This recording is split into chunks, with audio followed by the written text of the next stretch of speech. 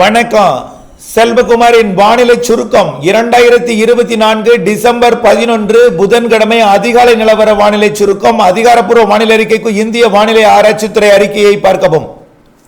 வங்கக்கடலில் உருவாகியிருந்த காற்றழுத்த தாழ்வு பகுதி நேற்றைக்கு தீவிர காற்றழுத்த தாழ்வு பகுதியாக தீவிரமடைந்ததை அறிவித்திருந்தோம்.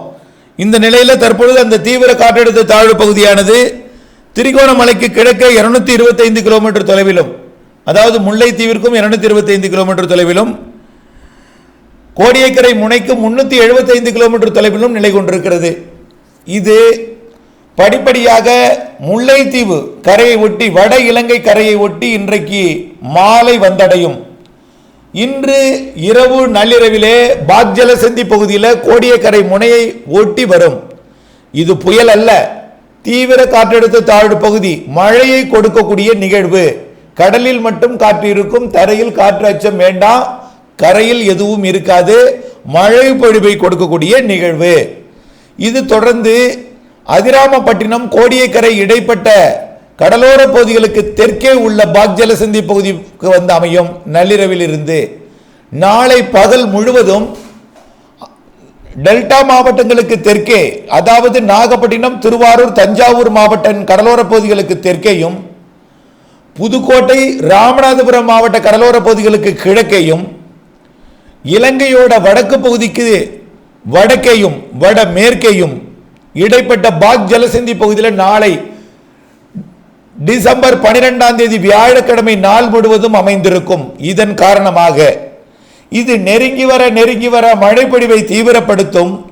நெருங்கி வந்து டெல்டா மாவட்டத்திற்கு தெற்கே, ராமநாதபுரம், புதுக்கோட்டை மாவட்டத்திற்கு கிழக்கே அமையும் பொழுது ஒட்டுமொத்த தமிழ்நாட்டிற்கும் நிறைய மழைப்பொழிவை கொடுக்க இருக்கிறது.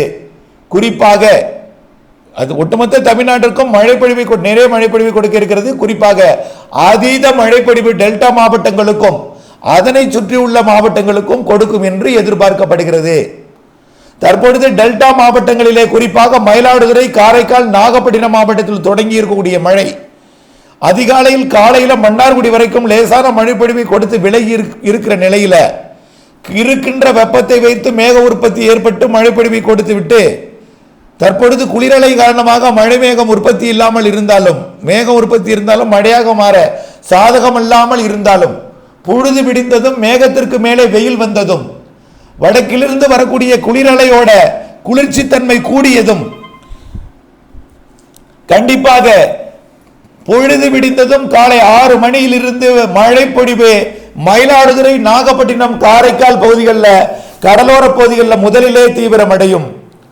காலை 8-9 மணிக்கு டெல்டா முழுவதுமே மழைப்பொழிவு படிப்படியாக தொடங்கி மதியத்தில் மிக கன மழைப்பொழிவை கொடுக்க தொடங்கும். இன்றைக்கு மாலையிலிருந்து தொடர்ச்சியான மழைப்பொழிவையும் விட்டுவிட்டு மிக கன மழைப்பொழிவையும் கொடுத்து கொண்டு இன்று நள்ளிரவிலே, நாளை அதிகாலையிலும், நாளை பகலிலும் டெல்டா மாவட்டங்கள் மற்றும் அதனை ஒட்டியுள்ள, அதாவது புதுச்சேரி, கடலூர் மற்றும் மயிலாடுதுறை, நாகப்பட்டினம், காரைக்கால், திருவாரூர், தஞ்சாவூர், அரியலூர், புதுக்கோட்டை, சிவகங்கை, ராமநாதபுரம் உள்ளே திண்டுக்கல், மதுரை, திருச்சி மற்றும் அரியலூர், பெரம்பலூர், நாமக்கல், கரூர், ஈரோடு, நீலகிரி, கோயம்புத்தூர், திருப்பூர், திண்டுக்கல், கரூர் போன்ற மாவட்டங்களுக்கு நல்ல ஒரு மழைப்பொழிவை, தேனிக்கும் நல்ல ஒரு மழைப்பொழிவை கொடுக்கும்.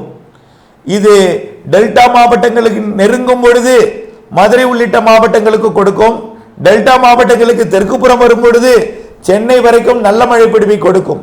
அதாவது இன்று மதியத்திலிருந்து சென்னை, திருவள்ளூர், காஞ்சிபுரம், செங்கல்பட்டு, விழுப்புரம் மற்றும் உள்ளே திருப்பத்தூர், வேலூர், ராணிப்பேட்டை, திருவண்ணாமலை, கள்ளக்குறிச்சி, விழுப்புரம் மாவட்டங்களுக்கும் ஏற்கனவே வெள்ளம் பாதித்த மாவட்டங்களுக்கு இது அச்சுறுத்தலை மட்டும் கொடுக்கும். மீண்டும் ஒரு வெள்ள பாதிப்புக்கு வாய்ப்பில்லை அங்கே. ஆனால் அவ்வப்பொழுது ஆங்காங்கே கனமழை பொழிவை கொடுக்கும். மிதமானது முதல் சற்று கனமழை பொழிவு எல்லா மாவட்டங்கள், ஏற்கனவே வெள்ளம் பாதித்த மாவட்டங்களுக்கும் பரவலான மழைப்பொழிவு இருந்தாலும் மீண்டும் ஒரு வெள்ள பாதிப்பு ஏற்பட வாய்ப்பில்லை. ஆனால் உங்களை அச்சுறுத்தும் மழைப்பொழிவாக கனமழை பொழிவு அவ்வப்பொழுது ஆங்காங்கே கொடுக்கும். ஆனால் வட உள்பகுதிகளை விட கடலோரம் கனமழை பொழிவை கொடுக்கும். அதாவது திருவள்ளூர், சென்னை, செங்கல்பட்டு, விழுப்புரம் மாவட்டத்திற்கு கடலோர பகுதிகளில் கனமழை பொழிவையும், புதுச்சேரி முதல் ராமநாதபுரம் வரை மிக கனமழை பொழிவையும் ஆங்காங்கே அதி கனமழை பொழிவையும் கொடுக்கும். இந்த நிகழ்வு உள்ளே நகர முற்படும் பொழுது, அதாவது 12ஆம் தேதி வியாழக்கிழமை மாலைக்கு பிறகு இரவிலே உள்ளே நகர முற்படும் பொழுது அனைத்து மேற்கு தொடர்ச்சி மலை மாவட்டங்களுக்கும் தென் மாவட்டங்களுக்கும் மழை பொழிவை கொடுக்க தொடங்கும். அதே நேரத்தில் கர்நாடக எல்லையோரம் கிருஷ்ணகிரி, தருமபுரி, சேலம் மற்றும் ஈரோடு மாவட்டத்திற்கும் நீலகிரிக்கும் மழை பொழிவை கொடுக்க தொடங்கும். இது உள்ளே நகரும் பொழுது காற்றழுத்த தாழ்வு பகுதியாக செயலிழந்து நகரும் என்பதனால அதாவது மேற்கு தொடர்ச்சி மலைப்பகுதிகளுக்கு செல்லும் பொழுது தென் மாவட்டம் கன்னியாகுமரி, தூத்துக்குடி, திருநெல்வேலி, தென்காசி, விருதுநகர் மழை இல்லாத மாவட்டங்களுக்கும் மழை பொழிவை கொடுக்க தொடங்கும். 13ஆம் தேதி 14ஆம் தேதியும் தென் மாவட்டங்களுக்கும் மேற்கு தொடர்ச்சி மலை மாவட்டங்களுக்கும் அனைத்து உள் மாவட்டங்களுக்கும் கர்நாடக எல்லையோர மாவட்டங்களுக்கும் தெற்கு கர்நாடகாவிற்கும் கேரளாவிற்கும் நல்ல மழை பொழிவை கொடுக்கும். இது மேற்கு நோக்கி நகர 15ஆம் தேதி முற்றிலுமாக மழை பொழிவு விலகிவிடும். ஆக டெல்டா மாவட்டங்களுக்கு உச்சபட்ச மழை பொழிவு 11ஆம் தேதி மதியத்திற்கு மேல் மாலை, இரவு, நள்ளிரவு. நாளை 12ஆம் தேதி வியாழக்கிழமை பகல் முழுவதும் அன்றைக்கு 24 மணி நேரம், 12ஆம் தேதியோட 24 மணி நேரம் இரவும், அடுத்த நாள் 13ஆம் தேதி அதிகாலை வரைக்கும் ஒரு 48 மணி நேரம் மழைப்பொழிவு டெல்டாவிற்கு இருக்கிறது.